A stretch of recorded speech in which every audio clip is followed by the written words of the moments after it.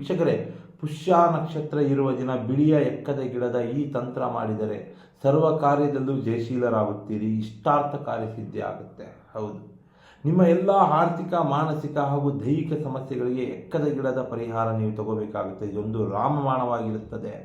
ನಿಮ್ಮ ವ್ಯಾಪಾರ ವ್ಯವಹಾರ ನಷ್ಟವಾಗುತ್ತಿದ್ದರೆ, ಮನೆಯಲ್ಲಿ ನೆಮ್ಮದಿ ಇಲ್ಲದೆ, ಮನಃಶಾಂತಿ ಇಲ್ಲದೆ ಪ್ರತಿದಿನ ನೀವು ಕೊರಗ್ತಾ ಇದ್ದರೆ, ಹಾಗೆ ಶತ್ರುಗಳಿಂದ, ಕುಟುಂಬದವರಿಂದ, ಹಿತೈಷಿಗಳಿಂದ ಪದೇ ಪದೇ ಸಮಸ್ಯೆಗೀಡಾಗಿ ಅಪಮಾನ ಅವಮಾನಕ್ಕೆ ನೀವೇನಾದರೂ ಗುರಿಯಾಗ್ತಾ ಇದ್ದರೆ, ಇನ್ನು ನೀವು ಕೈ ಹಾಕಿದ ಪ್ರತಿಯೊಂದು ಕೆಲಸ ಕಾರ್ಯಗಳು ಸಫಲವಾಗುತ್ತಿಲ್ಲವೆಂದರೆ, ಬಹಳ ಸಂದಿಗ್ಧ ಪರಿಸ್ಥಿತಿಗಳನ್ನ ನೋಡ್ತಿದ್ದೀರಾ, ಬಹಳ ತೊಂದರೆ ತಾಪತ್ರೆಯಲ್ಲಿ ನೀವಿದ್ದೀರಾ, ನಿಮ್ಮ ಇಷ್ಟಾರ್ಥ ಕಾರ್ಯಸಿದ್ಧಿಗಾಗಿ ಹಾಗೂ ನಿಮ್ಮ ಸರ್ವ ಕೆಲಸ ಕಾರ್ಯ ಜಯಶೀಲಕ್ಕಾಗಿ ಪುಷ್ಯ ನಕ್ಷತ್ರ ಇರುವ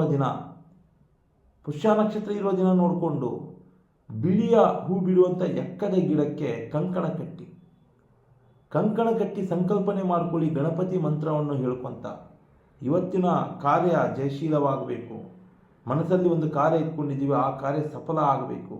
ಬೇಡ್ಕೊಳ್ಳಿ, ಎಕ್ಕದ ಗಿಡದ ಹತ್ರ ಬೇಡಿಕೊಂಡು ಆ ಒಂದು ಬಿಳಿಯ ಹೂ ಬಿಡುವಂಥ ಎಕ್ಕದ ಗಿಡದ ಬೇರಿನ ಮುಖಾಂತರ ಈ ತಂತ್ರ ನೀವು ಮಾಡ್ಕೋಬೇಕಾಗ್ತದೆ. ಗಣಪತಿಯ ಮಂತ್ರ ಹೇಳಿ ನೈವೇದ್ಯ ಇಟ್ಟು ಆ ಬುಡಕ್ಕೆ ನೀವು ಬೇಡ್ಕೊಳ್ಳಿ.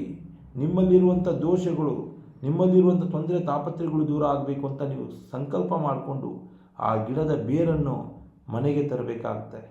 ಆ ಎಕ್ಕದ ಗಿಡದ ಬೇರನ್ನು ಮನೆಗೆ ತಂದು ಸ್ವಚ್ಛವಾಗಿ ತೊಳೆದು ಅರಿಶಿಣ ಹಚ್ಚಿ ಮನೆಯ ದೇವರ ಮನೆಯಲ್ಲಿ ಇಟ್ಟು ಪೂಜೆ ಮಾಡಿ, ಒಂದು ತಾಯ್ತದಲ್ಲಿ ಆ ಒಂದು ಗಿಡದ ಬೇರಿನ ತುಂಡನ್ನು ಕಟ್ ಮಾಡಿ ಆ ತಾಯ್ತದೊಳಗೆ ಹಾಕ್ಕೊಂಡು ಮೇಣದಿಂದ ಅದನ್ನು ಪ್ಯಾಕ್ ಮಾಡಿ ನಿಮ್ಮ ಕತ್ತಿನಲ್ಲಿ ಕಟ್ಟಿಕೊಳ್ಳಿ. ಇಷ್ಟಾರ್ಥ ಕಾರ್ಯಸಿದ್ಧಿ ಆಗ್ತದೆ. ನೋಡಿ, ದಿನಗಳಲ್ಲಿಯೇ ಸರ್ವ ಕೆಲಸ ಕಾರ್ಯಗಳಲ್ಲಿ ನೀವು ಜಯಶೀಲರಾಗ್ತೀರಾ. ಮನೆ ಮಠ ಕುಟುಂಬ ಭದ್ರ ಆಗ್ತದೆ. ಯಾವ ಮಾಟ ಮಂತ್ರ ತಂತ್ರ ಭೂತ ಪ್ರೇತ ಆತ್ಮಗಳ ಕಾಡಾಟಕ್ಕೂ ನಿಮ್ಮ ಮನೆಯವರು, ನಿಮ್ಮ ಕುಟುಂಬಸ್ಥರು, ನೀವು ಒಳಗಾಗುವುದಿಲ್ಲ.